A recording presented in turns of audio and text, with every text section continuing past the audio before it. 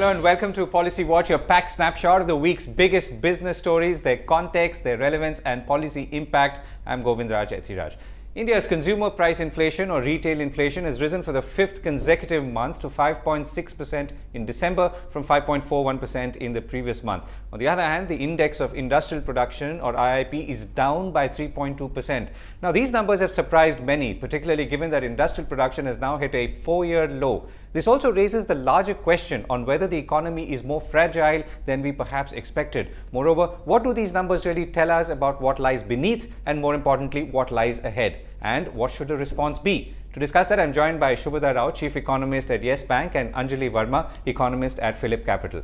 Thank you both for joining me. Shubhada, let me begin with you. So the numbers are of course odd and somewhat intriguing to start with, and of course to many of concern. What is your own reaction? I think at the outset, Govind, it needs to be pointed out that we have to look at these two numbers of October and November in conjunction, because the festive month typically sees a ramp up in the production levels, and subsequent to the festival month, you see inventory drawdown. And we've seen that happening in previous years as well. So we saw the previous month reporting a 9.9 or thereabouts in terms of IIP, and of course we were looking at a much softer growth, but definitely the negative print was a surprise, and there were one or two factors that really led to the negative print. One was, which was a negative surprise, was the capital goods production.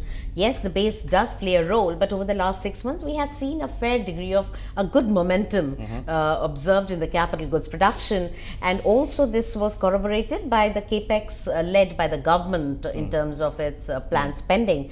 I think that was weaving in well.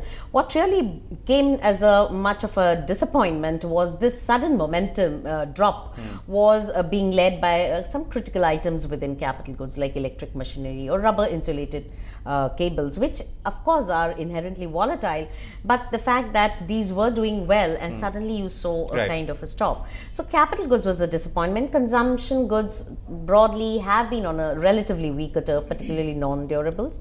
But overall, I think 3.2 in a negative zone was not anticipated, more towards a closer positive, a small positive. Okay, and I'll ask you about what lies ahead. But Ajay, let me come back to you on the inflation part. So was that a surprise to you as well? Not really. I was expecting around the same number.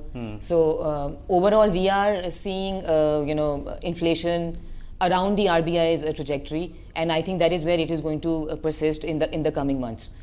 Second thing, I think the determining factor going ahead will be fuel prices. How much of fuel price cut is passed on?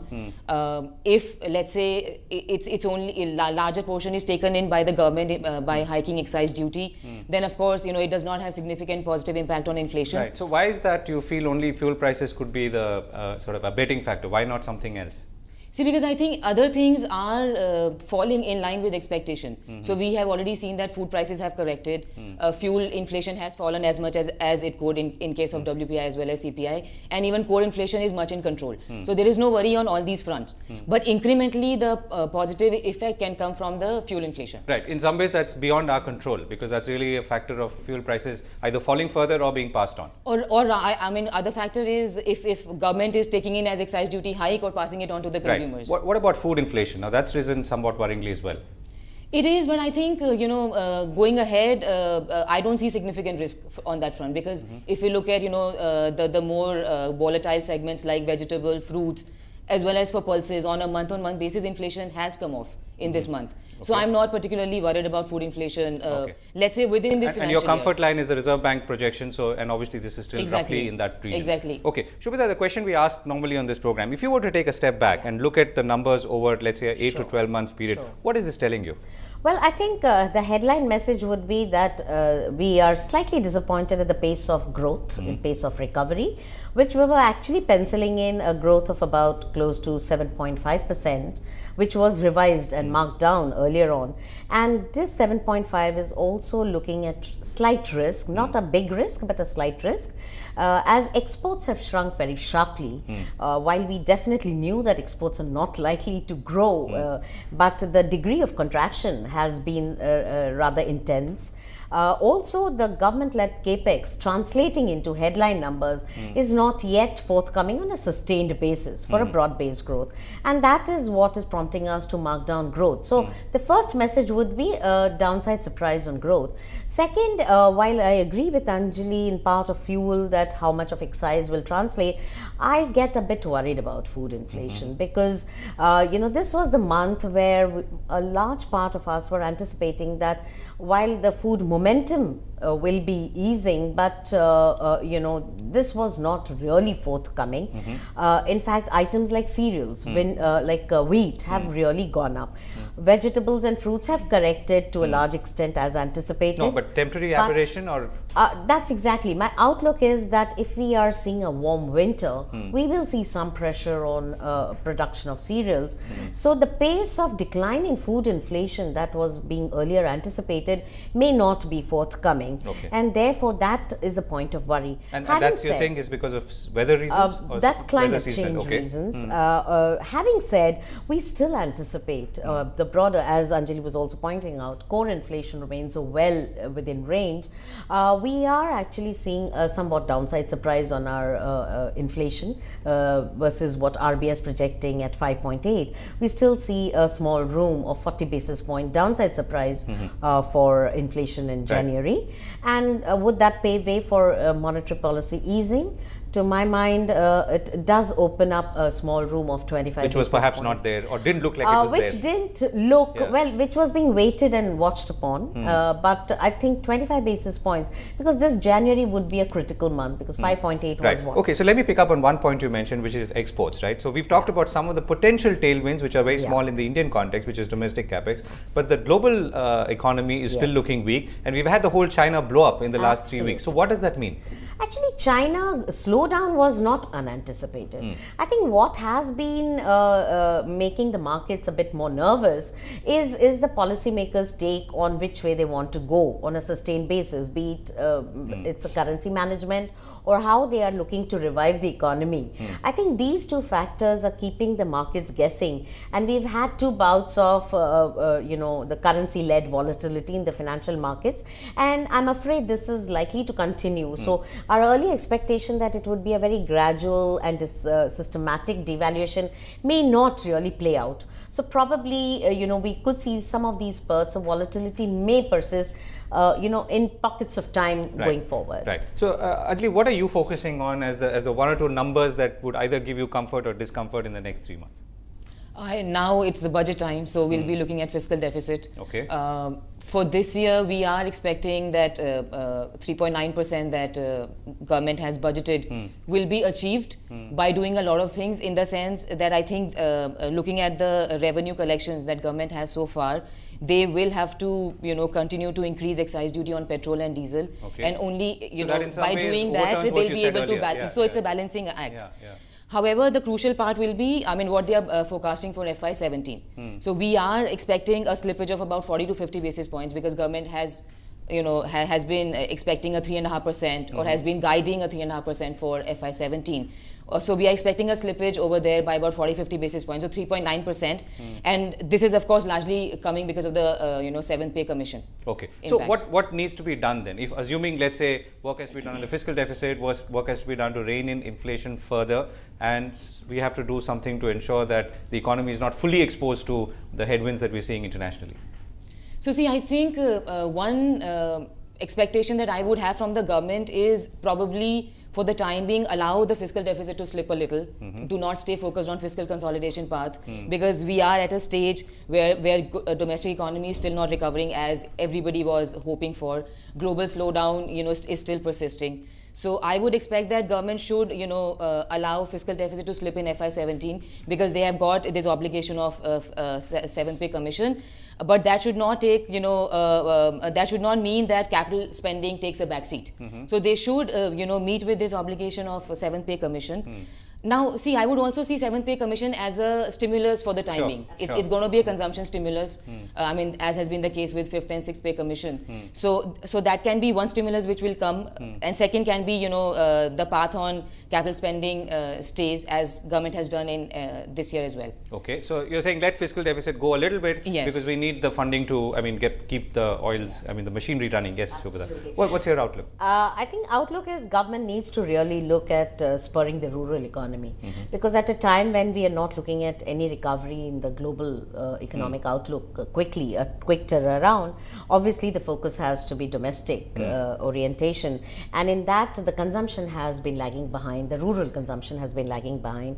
So we are looking for government's incentives towards productive stimulus in the rural economy, be it on rural infrastructure. Not going through the very easy route of just doling out money, but linking it to productive activities essentially domiciled in the rural economy, and that is something that the government will really need to work hard on. And as far as the budget arithmetic is concerned, I really wish the government had stepped up its disinvestment process early on in the year gone by, or year that we are in, because that time the first quarter the markets were good. There was a significant and decent lineup of dilution of companies that government was looking to do, but somehow government slipped on in terms of starting the process. As a result, we have a huge shortfall.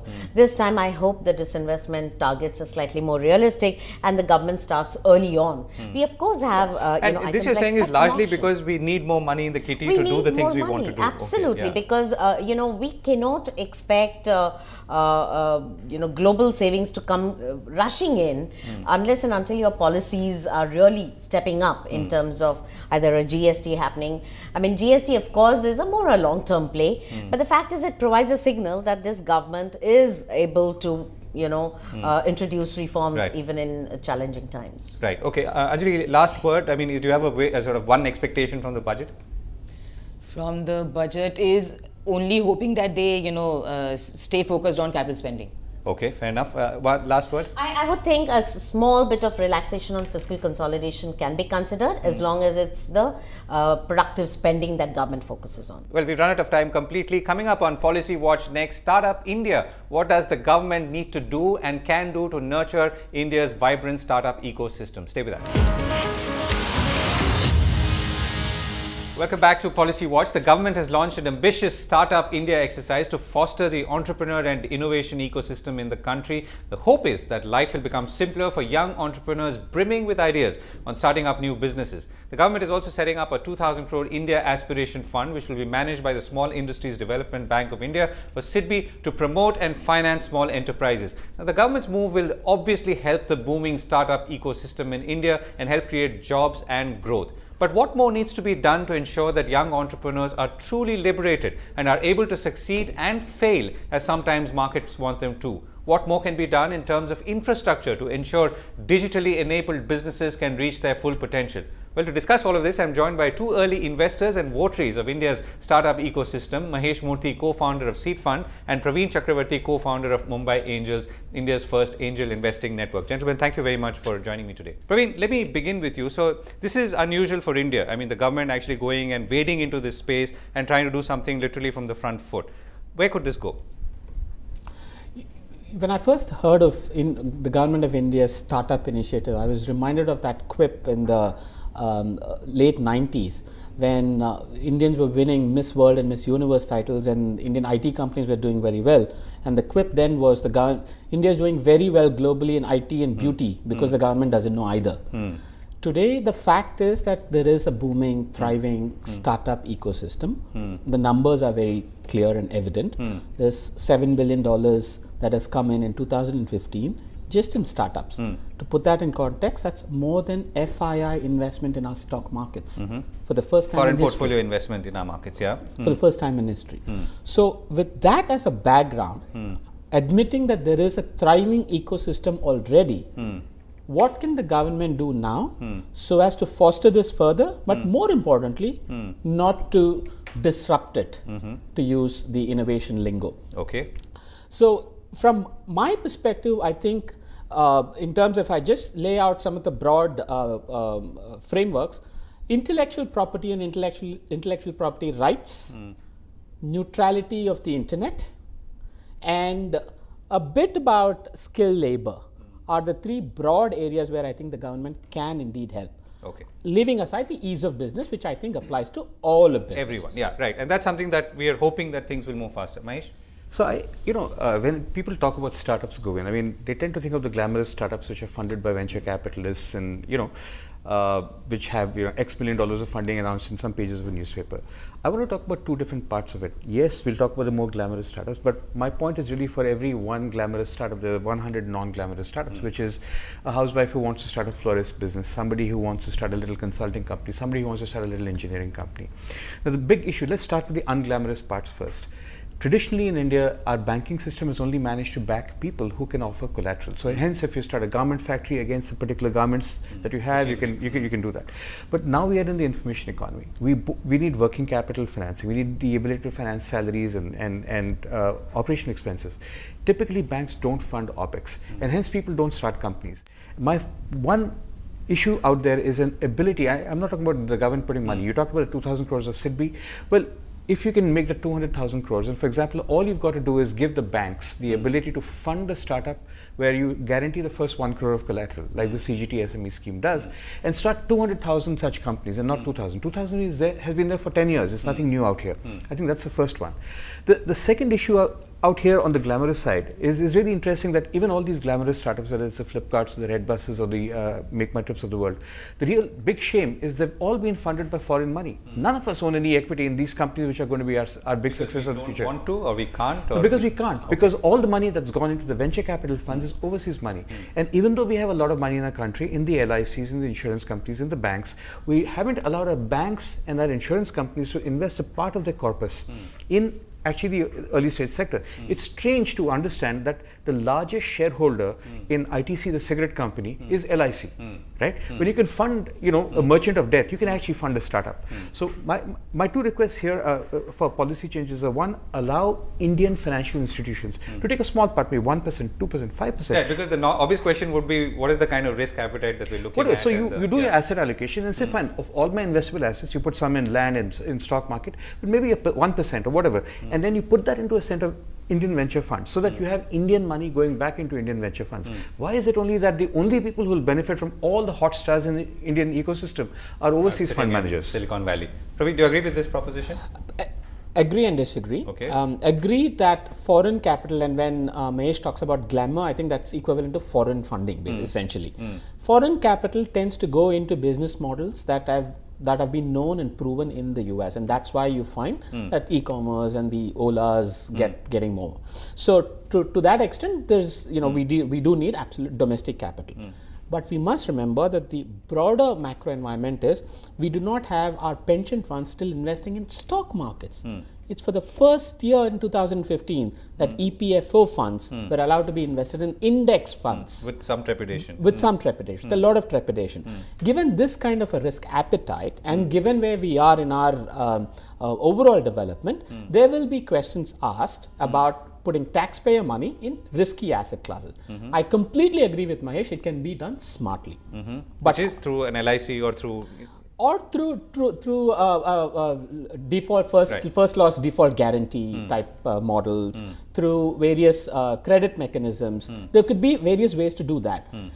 Certainly not the India Aspiration Fund, which in my view aims to take taxpayer money, put it in risky venture capital funds, which are anyway getting funds from foreign investors anyway. So these are not funds that are going to be investing in social sectors where private capital may not go. Right. Private so capital may when not you say 2,000 crores should go to 200,000 crores, which is a good target or a good scalable target, where should that money come from? So actually, here's the thing, right? So that money is actually out there in cycling. First of all, this 2,000 crores is not you. SIDBI has been doing it for 10 years, right?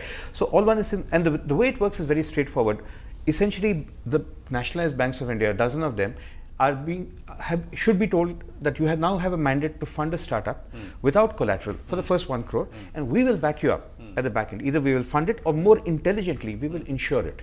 So you put it out there, maybe 10% fail, we've got insurance coverage, and that'll pay out. So essentially, if you do this well, even if you take, say, 20,000 crores, you can fund 200,000 startups to a tune of 1 crore each, right? Collateral free. So essentially, wherever the money comes from, I'm saying, if the government is ready to promise 125,000 crores to Bihar and didn't do it, I mean, there must be some money somewhere. And if you are serious about this Stand Up India and Startup India, my only point here was, why are you only focusing on this quote unquote glamorous VC funded, outside funded businesses?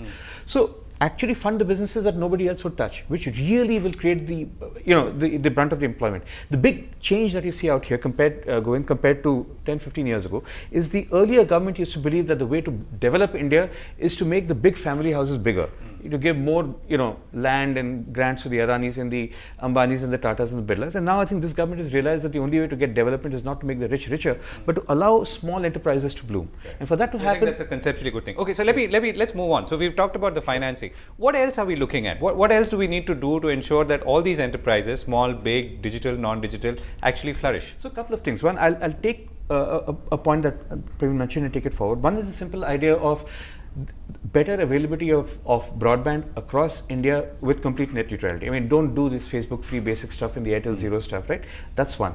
The second thing is really the ability for people to fail. Right now, it takes you 4 weeks to start a company, but 7 years to shut a company down. So it's really, it's a big weight on your shoulders when you have to go through enormous numbers of audits and so on and so forth. Just make it easy. Just allow one firm to start a company and say, okay, it's over, it's done. Take the stigma of failure away from you.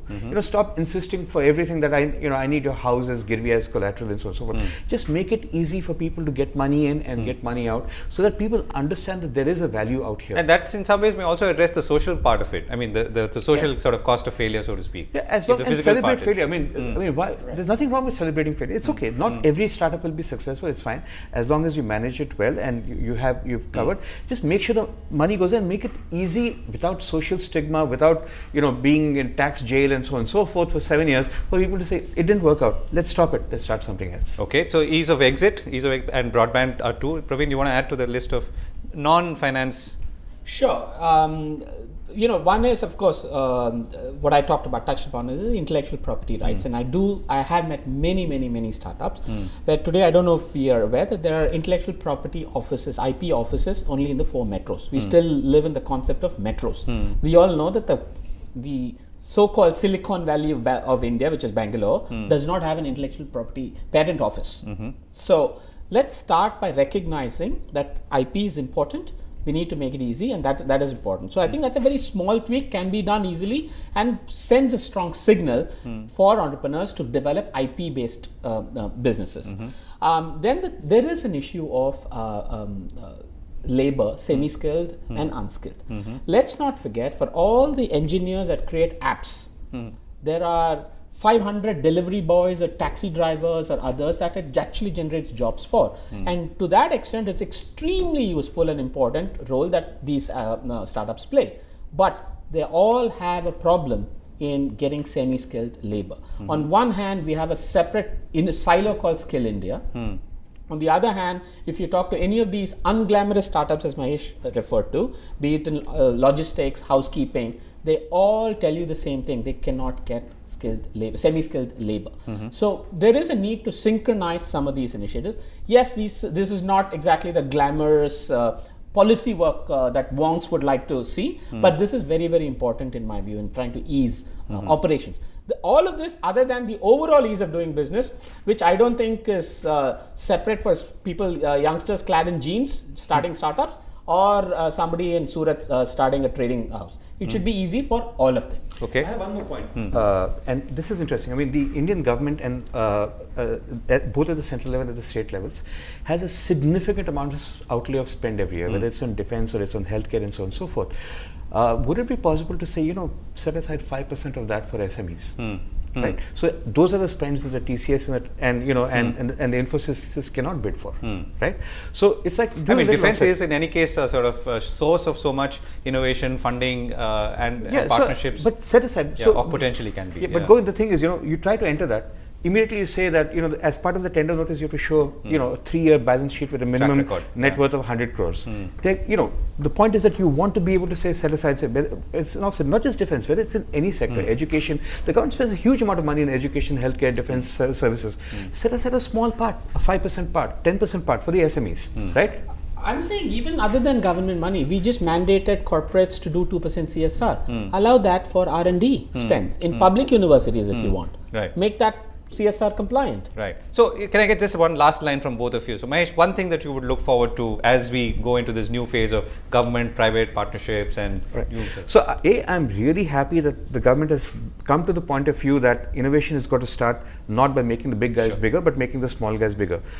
Two, I really believe for this to happen, India has to participate more, Real India has to participate more, Bharat has to participate more. And for this, the 2 points I really have are, again, I'll come back to it, getting Indian money into Indian startups as opposed to foreign money into Indian startups. And second, more importantly, allowing banks to offer collateral-free loans to a much wider number of people. So far, only 200,000 crore is the figure. Yeah. That's a good one. Gentlemen, we've run out of time completely. That's all we have time for on Policy Watch this week. We'll be back next week, same time. Thanks for watching.